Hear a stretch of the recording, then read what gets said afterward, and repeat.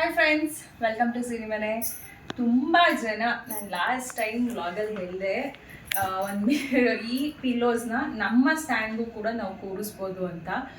ಇದನ್ನು ತೋರಿಸಿ ಸುಷ್ಮಾ, ಫಸ್ಟು ಹೇಗೆ ಕೂರ್ಸೋದು ತೋರಿಸಿ, ನೀವು ತೊಗೊಂಬಿಟ್ಟು ಆಮೇಲೆ ನಮಗೆ ಕೂರ್ಸೋಕ್ಕಾಗಿಲ್ಲ, ಇಡೋಕ್ಕಾಗಿಲ್ಲ ಅಂದರೆ ವೇಸ್ಟ್ ಆಗುತ್ತೆ ಅಂತ ಹೇಳಿ ಒಂದೇ ಸಮ ನನಗೆ ಕಮೆಂಟ್ಸ್ ಮಾಡ್ತಾ ಇದ್ದೀರಾ, ವಾಟ್ಸಪ್ಪಲ್ಲೂ ಕೂಡ ಕೇಳ್ತಾ ಇದ್ದೀರಾ. ಹಾಗಾಗಿ ಅದನ್ನು ಶೇರ್ ಮಾಡ್ತೀನಿ.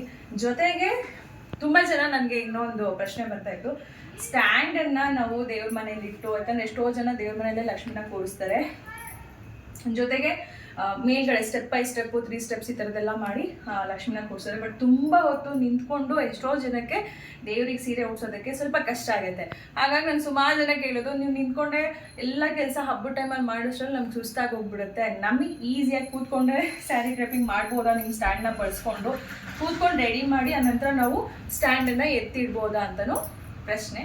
ಹಾಗೆ ಇನ್ನೂ ಒಂದು ಪ್ರಶ್ನೆ ಏನಪ್ಪ ಅಂದರೆ, ಬರೀ ಫ್ರಂಟ್ ಸೈಡ್ ಮಾತ್ರ ನಿಮ್ಮ ಸ್ಟ್ಯಾಂಡಲ್ಲಿ ತೋರಿಸಿದ್ದೀರಾ, ಯಾವ ರೀತಿಯಾಗಿ ಒಂದು ಲುಕ್ ಬಂದಿದೆ ಅಂತ, ಬಟ್ ಬ್ಯಾಕ್ ಸೈಡ್ ಯಾವ ರೀತಿ ಫಿನಿಶಿಂಗ್ ಮಾಡಿದ್ದೀರಾ ಅಂತ ತೋರಿಸೇ ಇಲ್ಲ ಅಂತ ಅದು ಕೂಡ ಕೇಳ್ತಾ ಇದ್ರಿ. ಅವರಿಗೋಸ್ಕರ ಇಲ್ಲಿ ನಮ್ಮ ಸ್ಟ್ಯಾಂಡ್ ಬಳಸಿ ಲಕ್ಷ್ಮಿಗೆ ನಾವು ಸೀರೆ ಹಾಕಿರೋ ಅಂಥದ್ದು ಬ್ಯಾಕ್ ಸೈಡು ಈ ರೀತಿಯಾಗಿ ಕೂಡ ನೀವು ಫಿನಿಶಿಂಗ್ ಮಾಡ್ಕೋಬೋದು. ಕಂಪ್ಲೀಟ್ ಎಲ್ಲೂ ಕೂಡ ನಿಮಗೆ ಕೆಳಗಡೆ ಸ್ಟ್ಯಾಂಡ್ ಇದೆ ಅಂತ ಗೊತ್ತಾಗಲ್ಲ.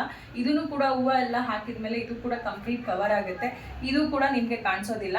ಹತ್ತಿರದಿಂದ ಒಂದ್ಸರಿ ತೋರಿಸ್ಬಿಡ್ತೀನಿ, ನೋಡ್ಕೊಳ್ಳಿ. ಎಲ್ಲ ಕಂಪ್ಲೀಟ್ ಒಂದು ರೌಂಡ್ ಹಾಗೆ ತಿರುಗಿಸ್ಬಿಡ್ತೀನಿ. ಹೇಗಿದೆ ಇದು ಸೆರ್ಗು, ನಾನು ಬ್ಯಾಕ್ ಸೈಡ್ ಬಿಟ್ಟಿರೋದು. ಬೇಕು ಅಂದರೆ ನೀವು ಹೀಗೆ ಮುಂದಕ್ಕೂ ಕೂಡ ಹಾಕೋಬೋದು, ಬಟ್ ನಾನು ಹೀಗೆ ಬಿಟ್ಟಿದ್ದೀನಿ. ಜೊತೆಗೆ ಕಂಪ್ಲೀಟ್ ನಾನು ಸೀರೆಯಿಂದ ಕ್ಲೋಸ್ ಮಾಡಿದ್ದೀನಿ. ಹಾಗೆ ಸುಮಾರು ಜನ ಕೇಳ್ತಾ ಇರ್ತಾರೆ, ನೀವು ಮಾತ್ರ ನೆರಿಗೆ ಹಾಕಿದ್ರೆ ಫ್ರಂಟಿಗೆ ಬರೋ ಥರ ಇರುತ್ತೆ, ನಾವು ಹಾಕಿದರೆ ಒಳಗಡೆ ಹೊಟ್ಟೋಗ್ದಂಗೆ ಇರುತ್ತೆ, ನೀಟಾಗಿ ನೆರಿಗೆ ಬರೋದಿಲ್ಲ, ಇದಕ್ಕೇನು ನೀವು ಟ್ರಿಕ್ಸ್ ಯೂಸ್ ಮಾಡ್ತೀರಾ ನಮ್ಗೆ ಹೇಳೇ ಇಲ್ಲ ಅಂತ. ಅದನ್ನು ಕೂಡ ತೋರಿಸ್ಕೊಡ್ತೀನಿ.